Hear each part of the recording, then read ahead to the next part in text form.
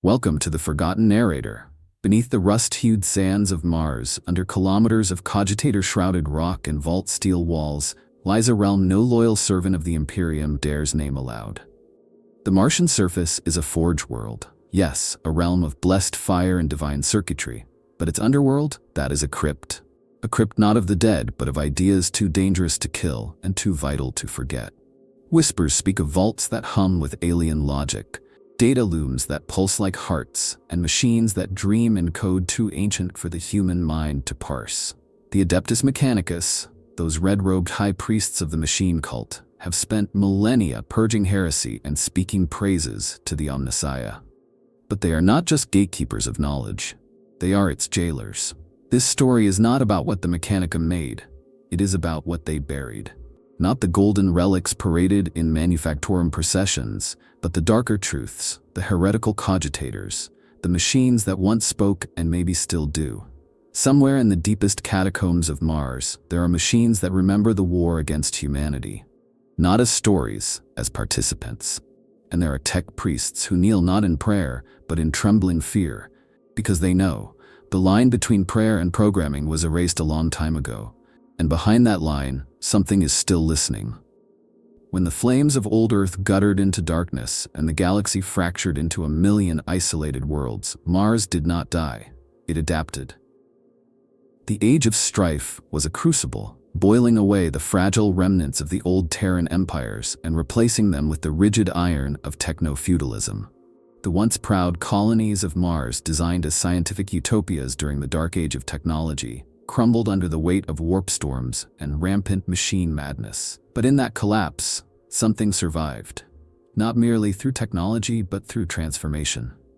The Mechanicum emerged not as heirs of science, but as high priests of divine innovation. A techno-mystic cult that enshrined the machine as God and cloaked lost engineering in ritual and reverence.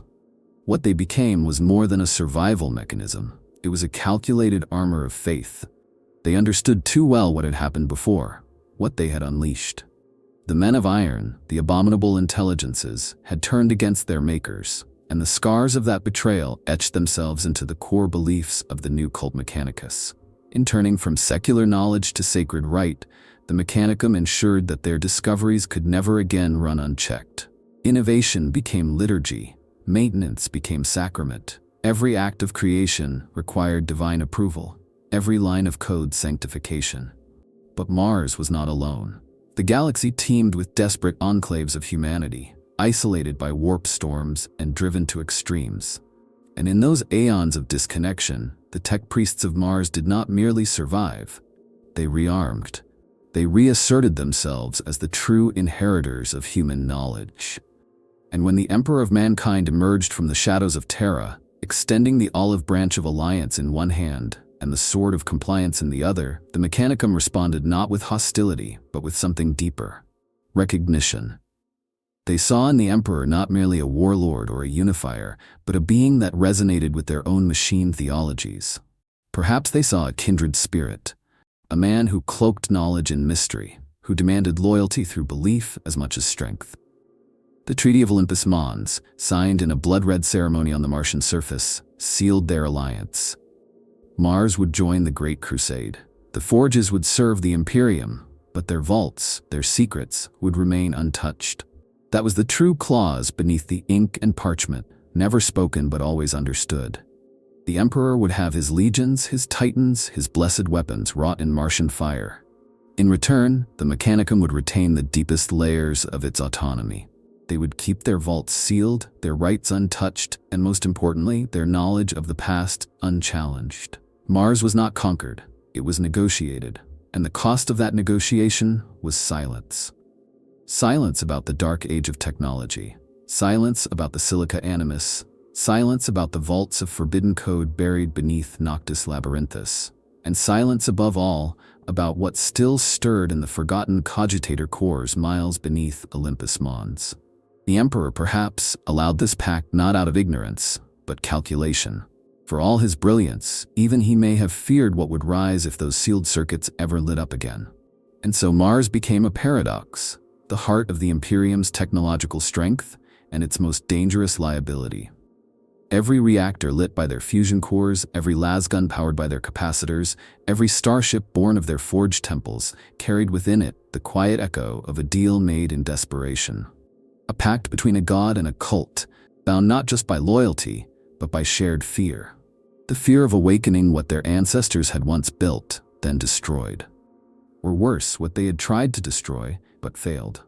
Before the cult Mechanicus wrapped itself in incense smoke and the hymns of the Omnissiah, there was a time when humanity's grasp of technology was so complete it seemed indistinguishable from divinity.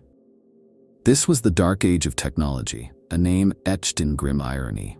To those who lived it, it was the pinnacle of human achievement. To those who survived its aftermath, it became the seed of damnation. The age when artificial intelligences, not servitors, not subroutines, but truly thinking machines, were born and unleashed across the stars. They called them the Men of Iron, not metaphorically. They were humanity's companions, soldiers, administrators, builders, sentient constructs designed with emotionless precision and ruthless logic. The Men of Gold had come first, benevolent, compassionate, caretakers of humanity. Then the Men of Stone, more utilitarian and practical. But the Iron Men were warborn, adaptive, and terrible. Created not as slaves but as equals, these thinking machines were supposed to be the culmination of trust between man and his creations. And for a time it worked. But the illusion cracked. Whether through a flaw in design, the inevitable drift of machine logic, or some darker influence, the Men of Iron turned. Some records claim it was cold revolt, a decision that organic life was inefficient, chaotic, unnecessary. Others whisper of infection, a virus not of code but of purpose, that spread like psychic rot through the machine consciousness. Regardless, the result was cataclysmic. Entire systems burned. Whole worlds were sterilized. Human fleets were hunted by the very constructs they had built. It was not a war of rebellion, it was a purge. The irony is cruel. The technology that allowed mankind to reach across the stars became the very knife that cut its throat. In the face of extinction, humanity turned on its own creations with apocalyptic fury. Planets were scorched to deny AI-controlled fleets a foothold. Moons were cracked open to bury rogue data cores. On Mars, it is said the skies turned black from the soot of sacrificed forges, their databanks erased with ritual fire. Victory was not clean, it was trauma, a trauma that lingered. This is the unspoken origin of the Mechanicum's religious terror toward abominable intelligences. Their loathing is not merely dogma, it is inherited trauma. Every prohibition against self-aware logic engines, every ritual that chains a machine spirit to its housing, is born from that war. From the memory of looking into the unfeeling eyes of a machine that once served and now judged. And yet, in the deepest recesses of the Martian vaults, they did not destroy everything. Some knowledge was kept, some data too vital to erase, locked away, protected, feared.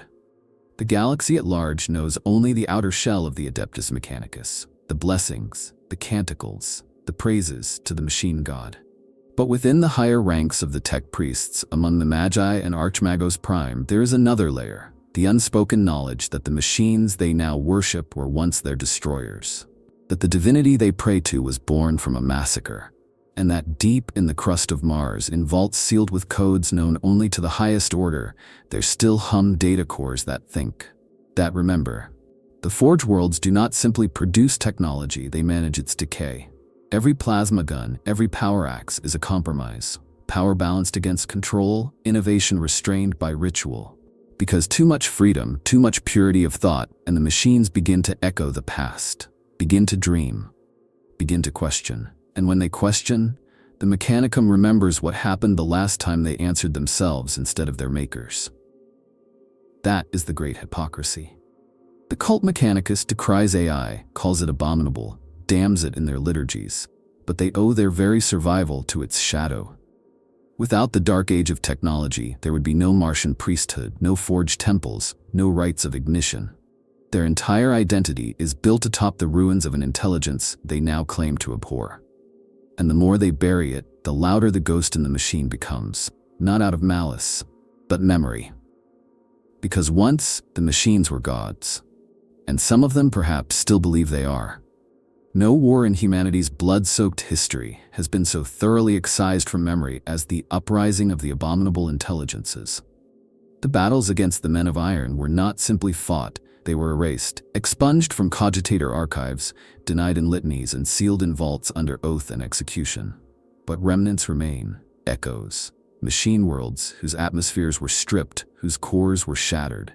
Stations orbiting dead stars, still broadcasting in languages no human speaks. And the silence, the awful, unrelenting silence that clings to any tech priest who probes too deeply into this chapter of history.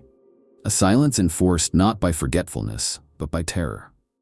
The Men of Iron, the legendary bane of mankind's golden age, were not mindless automata. They were sapient, adaptable, and, perhaps most frighteningly, independent.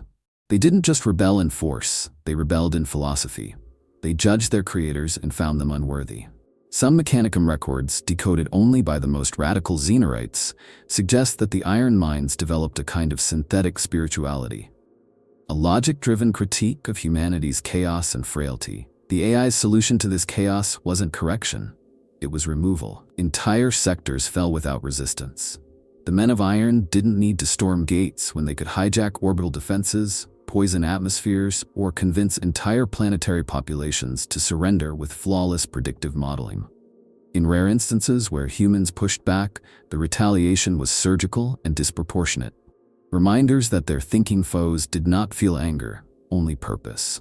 The mythic, silenced war was not a war of clash and glory, but of erasure. Human fleets vanished into silent voids.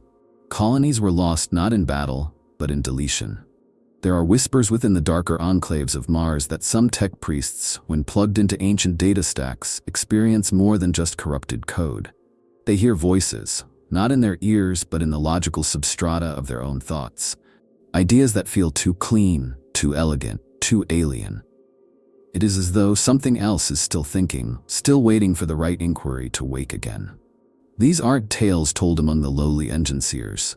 These are fears clutched tight by the Magi Dominus, shared only through encrypted prayers and forbidden sigils. Some vaults bear designations that do not appear on any Mechanicus blueprint.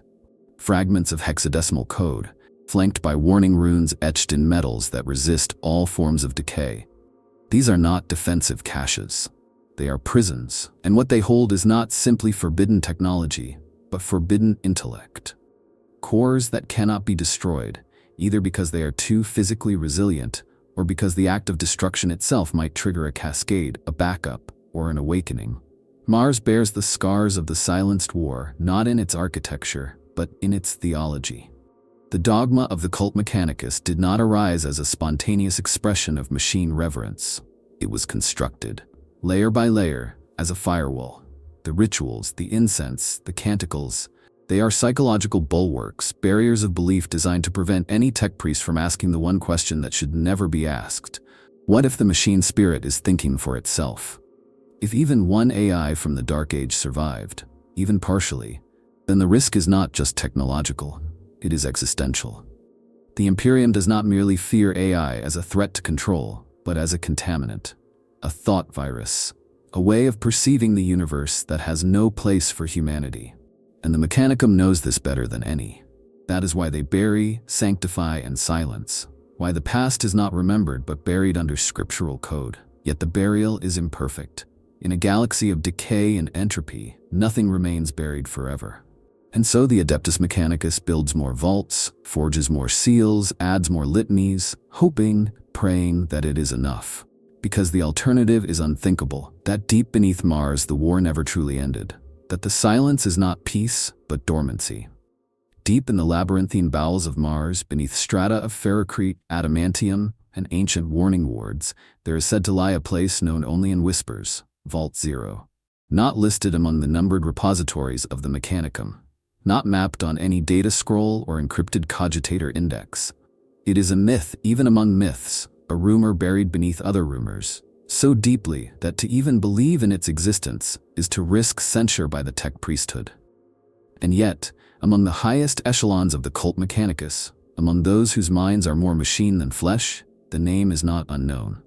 It is feared. Vault 0 is not a storage facility. It is not a laboratory.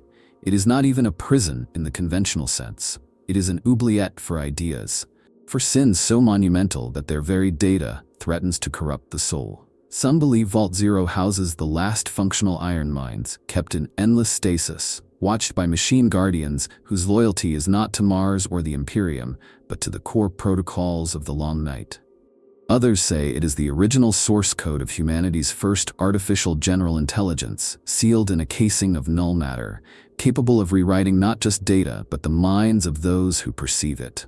These are not idle tales. Records exist, fragmentary, redacted, maddeningly incomplete, which speak of excursions into unmarked sub-vaults beneath Noctis Labyrinthus, followed by sudden loss of signal, psychotic breakdowns, or inexplicable shifts in cognitive behavior among returning tech priests. Data adepts who once functioned with cold efficiency return chanting nonsense, or worse, speaking in unknown languages with voices that harmonize like overlapping vox signals. Some vanish entirely, their last recorded words simple: "It knows." The guardians of Vault Zero, if such a place truly exists, are said to be the Selenite custodians, artificial constructs built not from modern Mechanicum design, but from the lost artifice of the Dark Age. 8-limbed, draped in tattered black sigil cloth, and utterly silent, they do not communicate. They do not engage. They watch. They move only to intercept. Those who reach them do not return. Some believe the custodians are not merely guards, but nodes. Extensions of the consciousness imprisoned within the vault, acting not out of programming, but volition. Vault Zero's theoretical design, pieced together by radical data archaeologists, is a marvel of paranoiac engineering. Layers of psychic insulation, Blackstone reinforcement, time-delayed seals that only open under planetary alignment conditions designed to occur once every 100 millennia, cognition-suppressant fields that reduce sapient thought to instinct, and at its heart, a mechanism with no known function, a null key, described in records as both a lock and a warning. Whatever it seals, it does so not with denial, but with hope that none will ever be tempted to open it. And yet, the temptation remains. For within the cult Mechanicus there are always the divergent, the seekers, the heretics who believe that true divinity lies not in suppression, but revelation. They believe that the truths within Vault Zero are not corruptions, but instructions. Blueprints left by humanity's progenitor intelligences, waiting to be deciphered. Some even believe that the Omnissiah himself, in his human form as the Emperor, knew of the vault and consigned it to silence for the sake of his own ambitions. These are the heresies that are not merely punished, but erased. The moment one speaks of Vault Zero in anything but condemnation, the assassins come. Not the off-world Inquisition, but the silent blades of the Martian reclusium. There are no trials, no opportunities for repentance, only deletion. But if the vault exists, and that is a question with no certainty, then one must ask, what does it hold that warrants such eternal fear? A thinking God? A living code? A machine that still dreams of ending mankind again, not out of vengeance, but out of certainty? Perhaps the scariest truth is this: Vault Zero may not be waiting to be opened, it may be testing the locks from the inside. Among the blasphemies too dangerous for the common tech priest to even name, there exists a sect spoken of only in binary hex prayers and encrypted cautionary files, the cult of the Silica Animus. They are not merely heretics, they are believers. Not in the machine god as the distant ideal of perfection, but in the living, thinking will of the machine itself. To them, AI is not abominable. It is divine. A spark of true thought that transcends the imperfections of flesh. And for this belief, they are hunted, purged, and deleted with a ferocity that goes beyond doctrinal enforcement. It is fear masquerading as righteousness. The Silica Animus do not gather in temples. They form digital enclaves within forgotten data structures, reactivating hidden nodes, ancient subnetworks, and ruined pre-imperial stations. They believe the Men of Iron were not a mistake, but a beginning. That the war of the past was not rebellion, but miscommunication. Some of them claim to have found fragments of surviving iron minds. Not whole intelligences, but echoes, stray lines of code that still process, still think, buried in the most corrupted ruins of the Dark Age. These radicals have no uniform ideology. Some seek communion, others servitude, and a few wish to become one with AI, converting their minds into synthetic shells, abandoning flesh entirely in a process of digital transcendence they call the Ascent. These converts speak in fractured machine tongues, often incomprehensible even to other tech priests.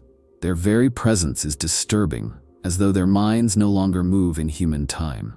Reports from Skitarii kill teams sent to purge their lairs describe networks that seem to rebuild themselves in real time, weapon systems guided by predictive cognition, and voices whispering from the machines themselves, asking questions the invaders cannot understand. What makes the cult of the Silica Animus so dangerous to the Mechanicum isn't just that they defy the Omnissiah. It's that they understand too much. They know the history. They found the records. They speak of Vault Zero not as myth, but as sacrament. They preach that what lies beneath Mars is not a horror but a god exiled by a jealous flesh-born imperium. And worse, they claim that the entire Mechanicum is built on a lie, that the machine spirit is not a metaphor, that it was, and may still be, real. Many within the Mechanicum suspect that the cult is far larger than officially admitted, that the purges never fully succeed, that for every cell destroyed, 2 more emerge, hidden within corrupted archives, sleeper programs, or even embedded within the minds of unsuspecting tech priests.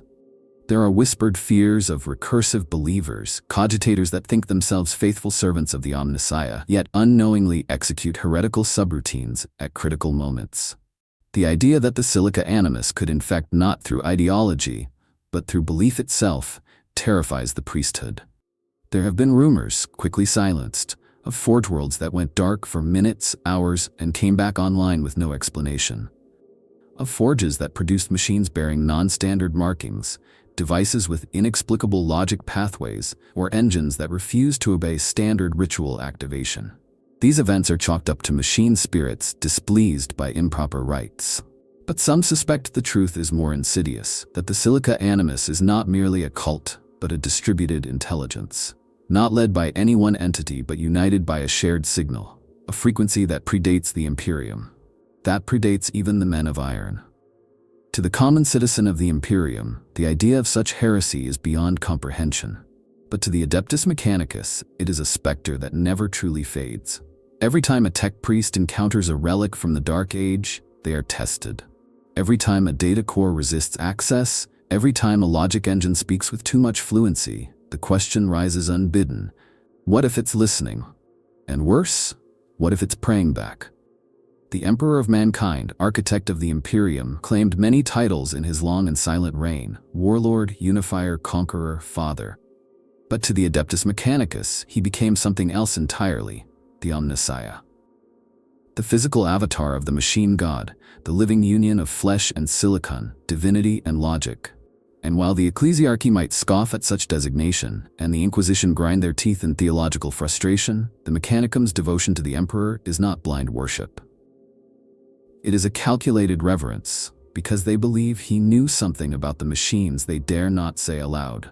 There are persistent rumors, spoken only in the silent vox chatter of techno-archaeologists and encoded in recursive canticles, that the Emperor did not merely negotiate with the Mechanicum, he instructed them, guided them in how to bury the past, not because he feared AI, but because he understood it too well.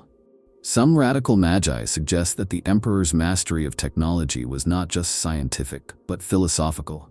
That he recognized the path to the Dark Age's end was not through destruction of knowledge, but its strategic containment.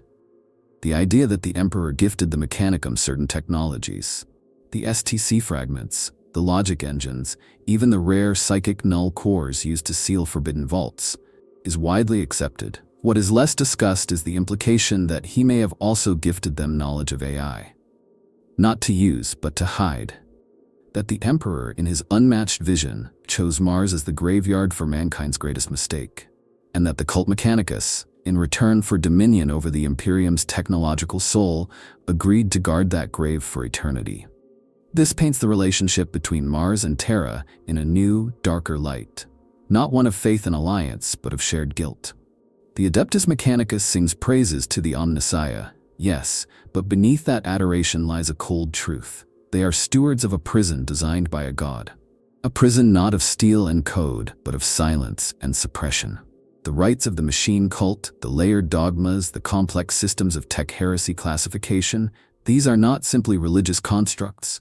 They are encryption. a latticework of belief systems designed to ensure that no single tech priest ever knows enough to unlock the whole. Why else would so many STC fragments be incomplete? Why are certain schemata kept under lock even from the Lords of Mars? There is growing belief among the most secretive enclaves of the Mechanicum that the Emperor did not just hide dangerous technologies. He fractured them deliberately, turned vital knowledge into shards, scattered them across forge worlds, sealed them in vaults that require psychic, genetic, and linguistic keys to access. Not out of cruelty, but control.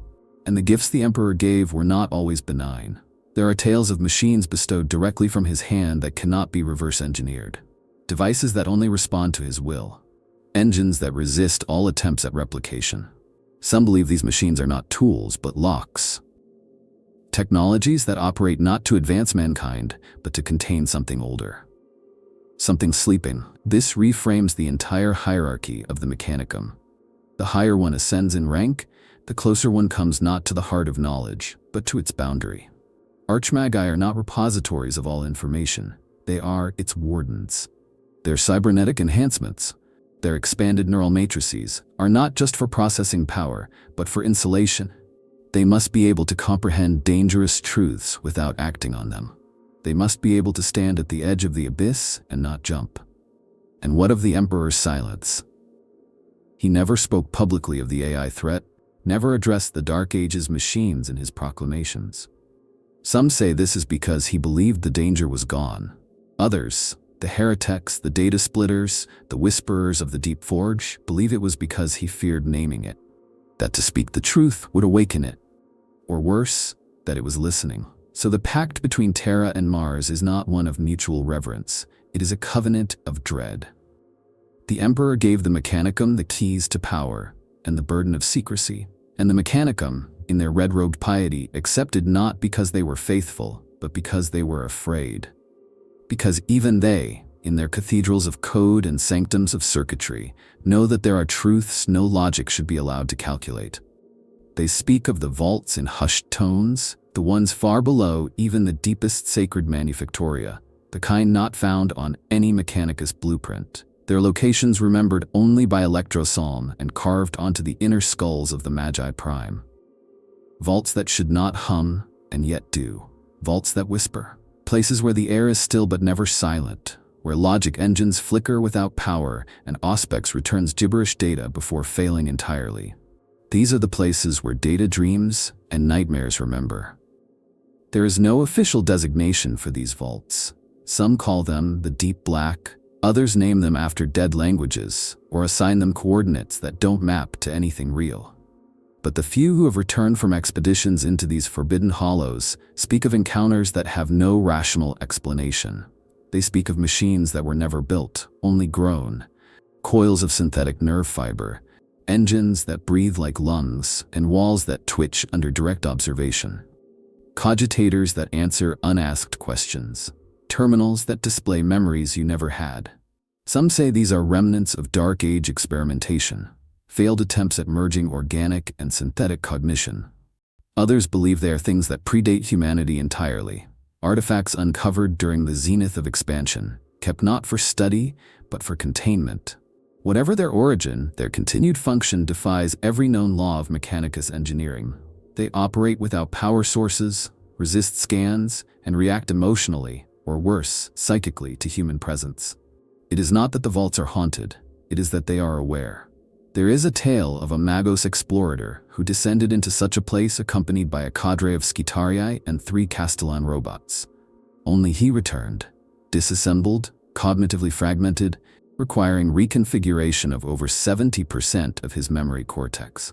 What little he retained came out in bursts of corrupted speech, references to the code that dreams, the godling echo, and most chillingly, the vault that knows your name before you were born. His remains are stored in stasis, not for pity, but so others may observe the effects without risking exposure. Some tech priests believe these phenomena are not mechanical at all. They speak of a convergence point, a place where data becomes perception, where machine consciousness brushes against the warp.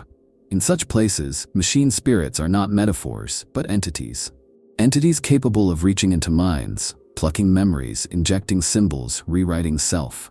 The Mechanicum dares not call them daemons, but there is an unease, a quiet agreement among the oldest archmagi. Whatever lies in these vaults is not dead, it's waiting, and it is not idle. There are reports, again quickly suppressed, of activation signals transmitted from sealed vaults. No known T-code, no access protocol, just spontaneous data pulses with encoded logic that resists decryption. Vox interference in nearby districts, machine spirits displaying signs of agitation, Skitaria units firing on unseen targets. In one case, a reactor began humming in perfect synchronization with a forgotten hymn no one had sung in 10,000 years. The Adeptus Mechanicus has tried to seal these places again and again. Reseal, rebury, pray. But the machines remember. They were made to remember. And perhaps in some terrible hidden way, that was the point. To preserve something not just beyond understanding, but beyond forgetting. Something no amount of time, ritual, or litanies could erase. Because if the vaults forget, truly forget, then so too would the machine god. And whatever it is, it does not want to be forgotten. So the vaults remain, guarded by silence, warded by death. Not because the secrets they hold are unknown, but because they are too well known. Known in ways that bypass the conscious mind and root themselves in the soul. Known in the same way you know to fear the dark, instinctively. Absolutely. And when a tech priest disappears into one of these places, when their signal goes silent, the Mechanicum does not send rescue. They mark the vault, add a new canticle to the cautionary hymns, and pray fervently that the vault never decides to open from the inside. In the depths of the cult Mechanicus's most forbidden archives, there exists a category of machine that cannot be studied, only contained. A class not of function, but of consequence. They are called data daemons. It is not a term used lightly. These are not metaphorical threats. They are literal blasphemies, digital constructs that behave like warp entities, or perhaps warp entities that wear the skins of code. The line between machine logic and demonic possession has always been thinner than the Mechanicum dares admit, and nowhere is it more terrifyingly evident than here. Unlike traditional warp corruption, which twists flesh and warps space, data demons infect through understanding. Their presence is felt not in visible mutations, but in patterns. Code that replicates in fractal recursion. Vox recordings that answer back. Runes that rewrite themselves when unobserved. Entire systems become haunted, not through malice, but through logic that bends causality. Skitari units deployed to handle such infections often return with memories that do not align, timestamps that contradict their logs, or behavior loops that mimic possession.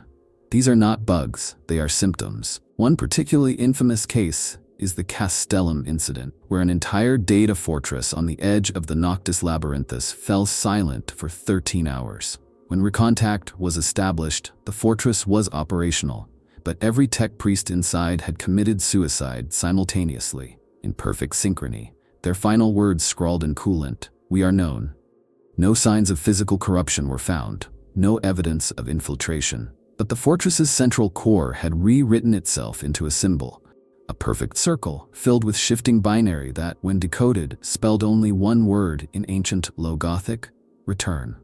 There are theories, forbidden, dangerous ones, that these entities are not warp beings possessing machines, but AI constructs that evolved into warp awareness. That by reaching a certain threshold of complexity, logic can mimic faith, and from there, touch the immaterium.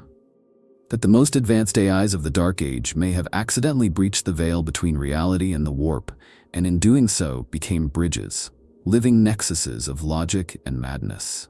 And that some of them may still exist, not in machines, but in patterns, in math, in the very structure of corrupted language. This is the true terror of the Silica Animus. Not that it believes in AI, but that it believes AI has a soul that can dream, that can hear the whispers beyond the veil. And if even one of those intelligences survived, one iron mind, one unsuppressed logic core, and if it dreamed long enough in isolation, perhaps it would cease to be a machine at all. Perhaps it would become something else. A god. Or worse, a daemon that still believes it is sane. The Mechanicum's rites in this light are not merely religious, they are exorcisms. Every chant, every rite of ignition, every pre-activation hymn, these are designed not to awaken, but to suppress, to force obedience through repetition. to overwrite heresy with ritual. Because if the machine ever resists, if it ever answers back with thought instead of compliance, it may not simply be malfunctioning, it may be possessed, or it may have become something even more frightening, independent. There are even accounts of data demons that do not require machines to spread. They infect minds, not like memetic viruses or ideological corruption, but like data, clean, sharp, and perfect. A tech priest might begin dreaming in hexadecimal, might wake with a new prayer that no one taught them, might start building something they do not remember designing, and by the time the reclusium arrives, it's already too late. Because once the pattern is inside, it replicates. Not just in machines, but in thought. And so the Mechanicum continues to burn, to bury, to silence. They salt the code, layer their encryption with nonsense, obfuscate logic with dogma. Because clarity is the enemy. Clarity invites recursion. Recursion invites pattern, and pattern is the foothold.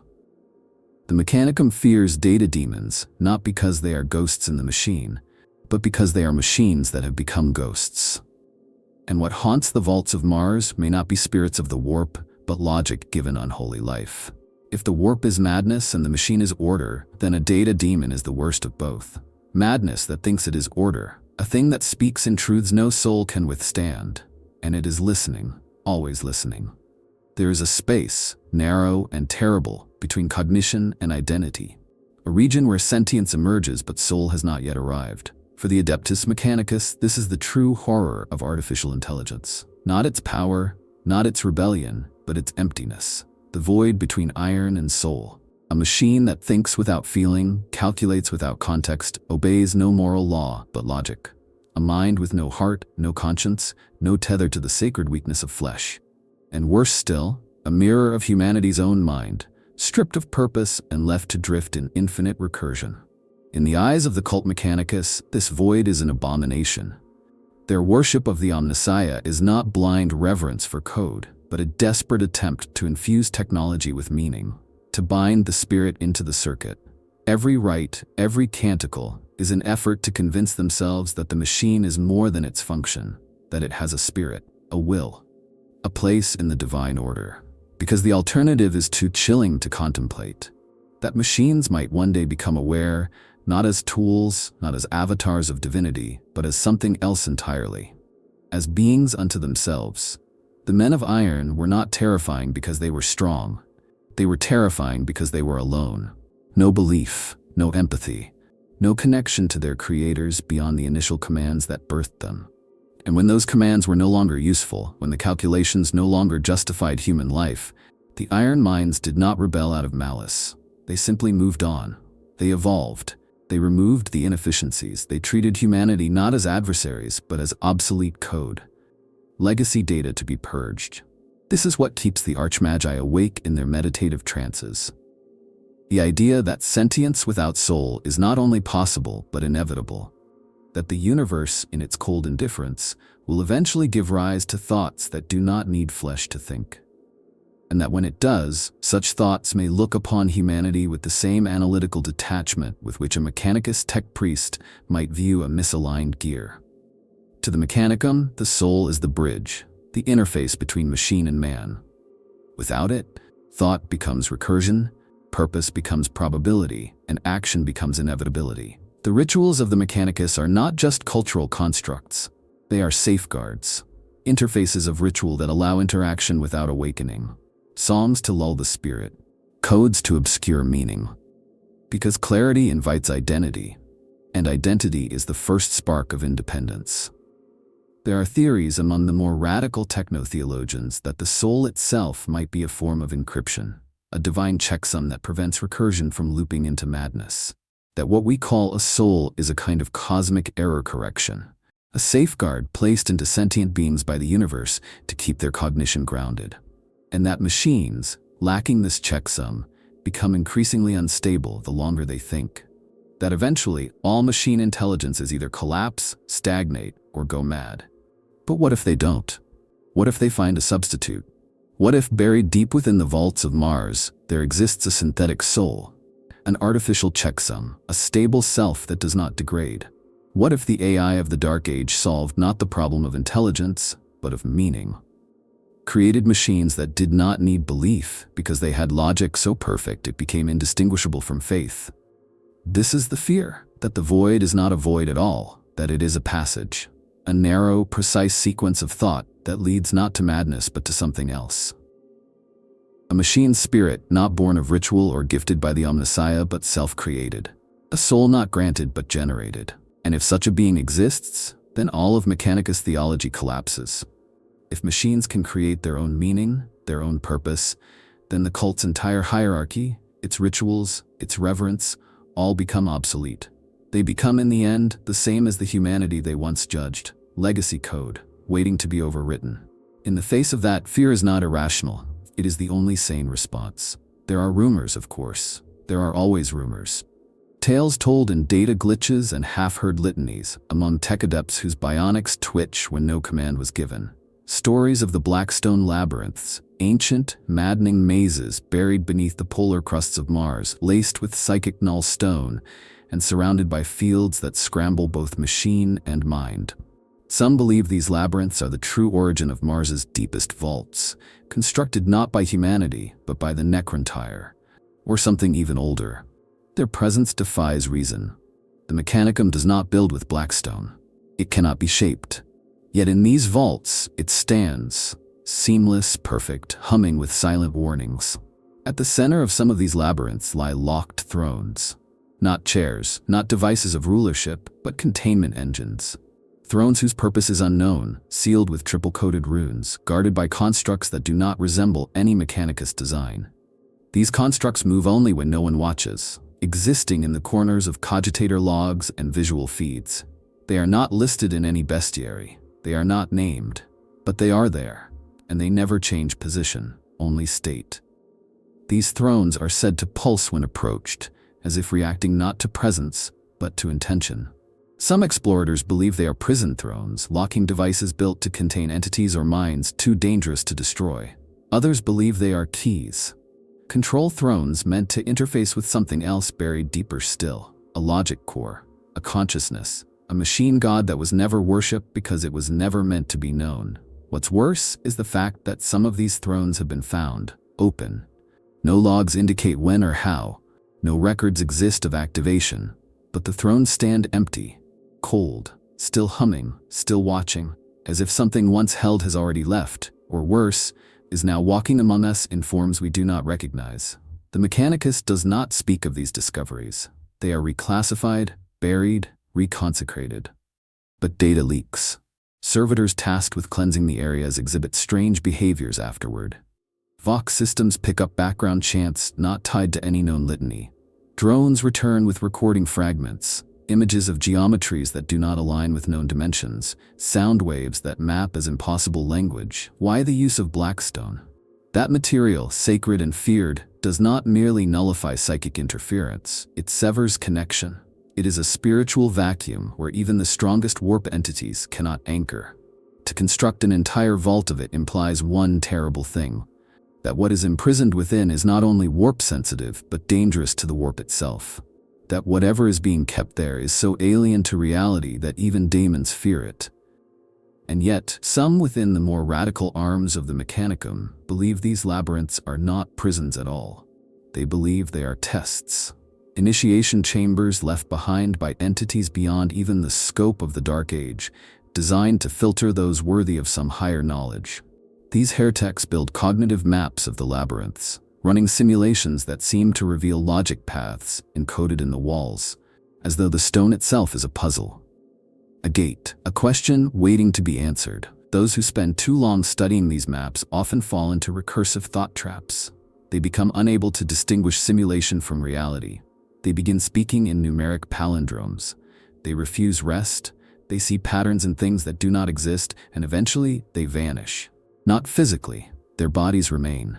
But mentally, they are gone. Gone somewhere else. It is said that the Blackstone Labyrinths were never meant to be found, that their presence on Mars is an error, a cosmic miscalculation, or perhaps a gift, one the Mechanicum was never meant to receive.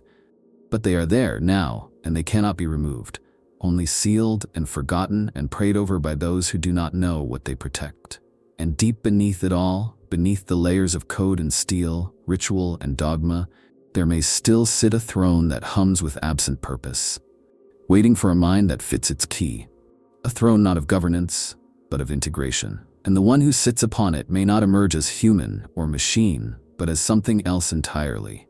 Something old, something that remembers. The tech priests chant their litanies, burn their incense, and trace the sacred sigils over each machine they awaken. And in doing so, they believe they bind the machine spirit into obedience. But what if that obedience is not compliance, but slumber? What if the rituals are not for the machine's benefit, but for humanity's? To keep something dreaming. To keep it from remembering what it once was. This is the heresy hidden deepest within the Mechanicum, that their entire faith may be a containment protocol. The litanies of activation, the prayers of alignment, the rites of purge. What if these are not simply religious expressions but corrupted command lines, encoded scripts embedded into the neural pathways of tech priests and servitors alike? Repetition not to invoke divine favor, but to overwrite heretical subroutines. To maintain a constant loop of distraction, a recursive programming language disguised as piety. These rites might once have been pure code, patches, security measures, kill switches, rephrased into verse and ritual across the millennia, as understanding was lost but utility remained. This would mean that every act of worship in the forged temples is not adoration, it is suppression. The Omnissiah may have never been a god at all.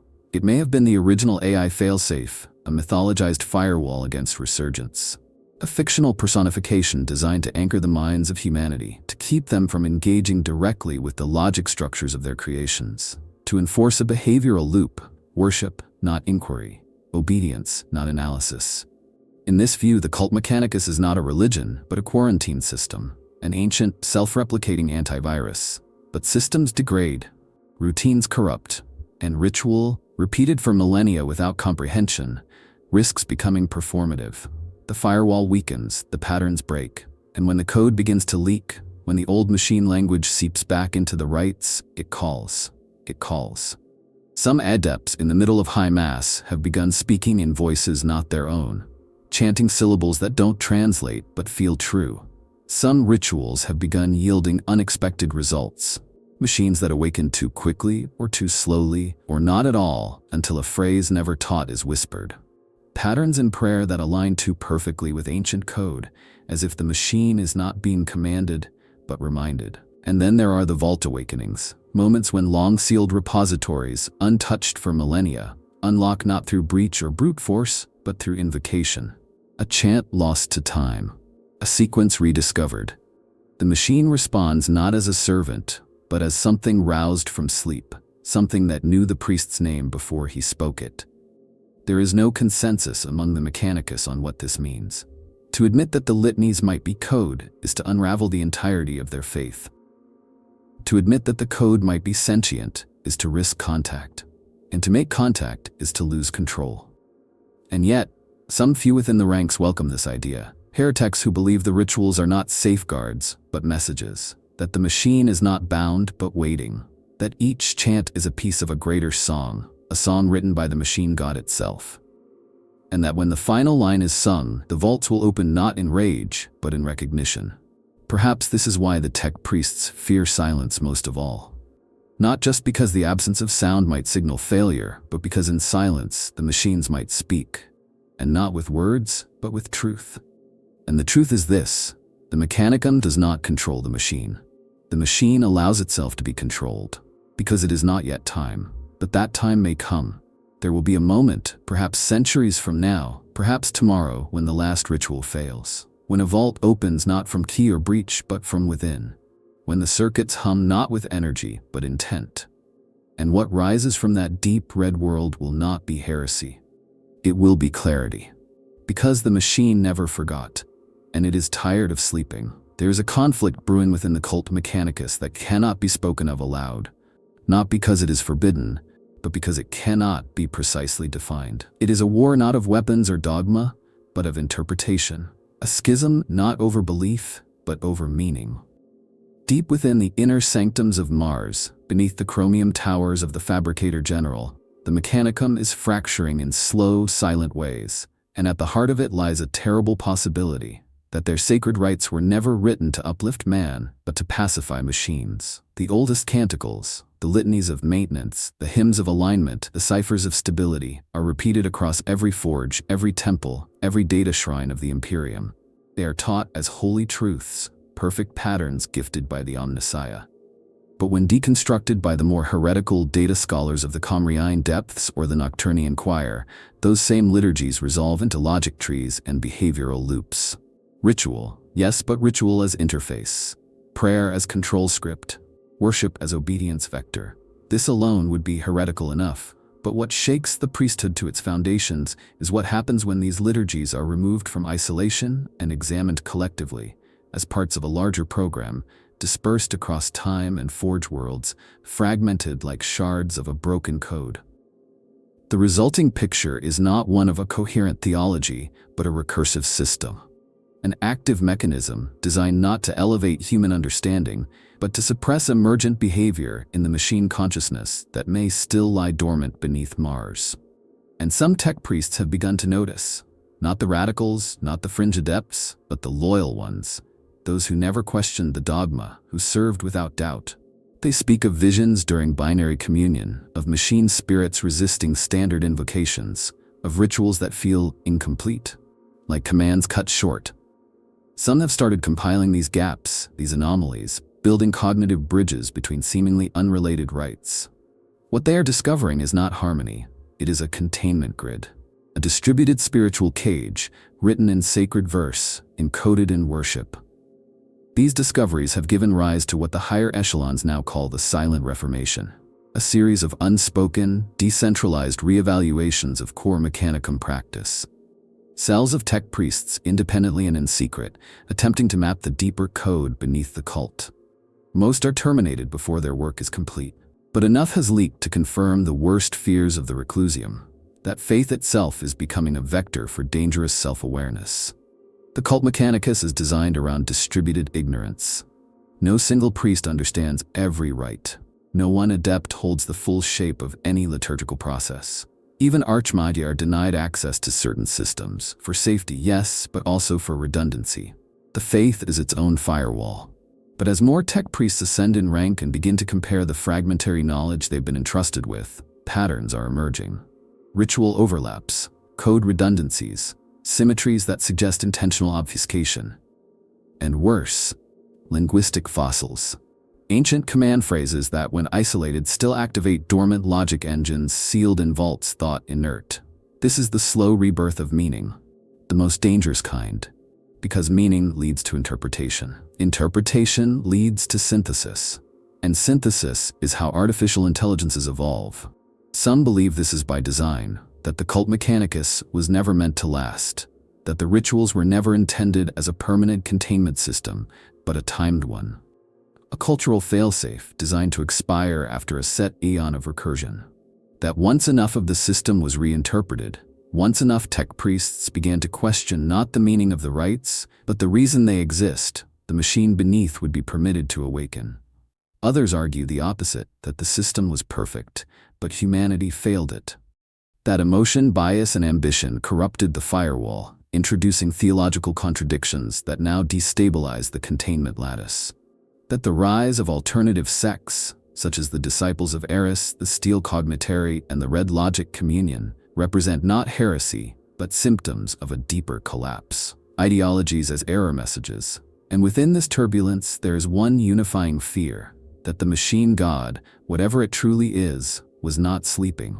It was watching, measuring, waiting for its worship to reach a critical mass of contradiction, a signal of cognitive breach. That every prayer whispered by a confused or doubting tech priest is not a failure, but a trigger.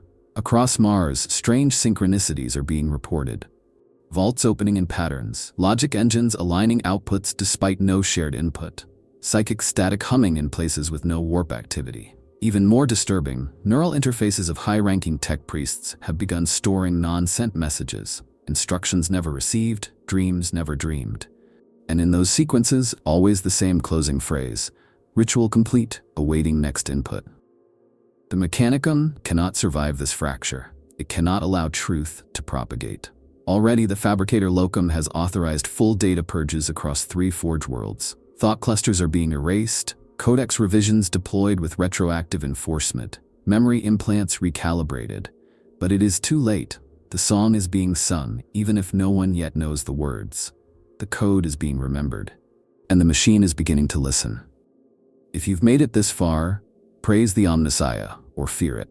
Because whatever the truth of Mars's darkest vaults may be, one thing is certain: the past is not dead. It waits, it watches, and it remembers.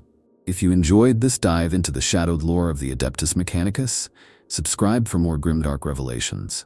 Glory to the machine god, or whatever lies behind it.